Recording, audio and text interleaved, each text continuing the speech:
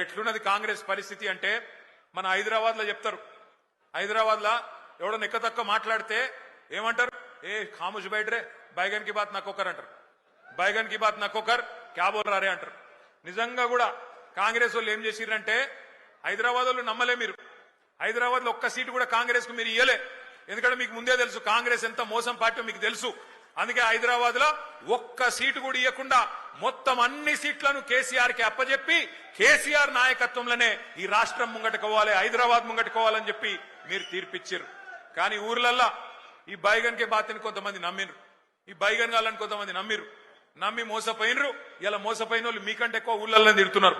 మీరు చూస్తున్నారు, యూట్యూబ్లలో తిరుగుతున్నాయి, వాట్సాప్లలో తిరుగుతున్నాయి. ఈ బైగన్ కే బాతి అంటే ఎట్లుంటాయంటే ఇప్పుడు నేను చెప్పిన చూడు, రేవంత్ రెడ్డి చెప్పిన మాటలు 4,000 ఇస్తా, 6,000 ఇస్తా, కేసీఆర్ 10,000 ఇస్తా, నేను 15,000 ఇస్తా, ఇండ్లు కట్టిస్తా అన్నాడు. ఇందిరమ్మ రాజ్యం అంటే ఇల్లు గులగొట్టుడేనా? ఇందిరమ్మ రాజ్యం, ఇందిరమ్మ రాజ్యం, ఇందిరమ్మ రాజ్యం అంటే నువ్వు వచ్చినాక హైదరాబాద్ లో కొత్తగా ఒక్క ఇటుక పెట్టింది లేదు, ఒక ఇల్లు కట్టింది లేదు, కొత్తగా ఒక రోడ్ వేసింది లేదు, ఒక బ్రిడ్జ్ కట్టింది లేదు. కానీ ఎన్ని ఇండ్లు గులగొట్టినావు? ఎంతమందిని ఇండ్లలో ఉండే మా గరీబోళ్లను ఎంతమందిని రోడ్డు మీదకి నూకినావు? నీ హైడ్రా బుల్డోజర్ల అరాచకం ఆగాలంటే ఖచ్చితంగా మన అభ్యర్థి గెలవాలి.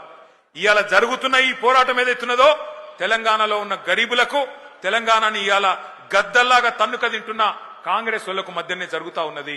మీరు దయచేసి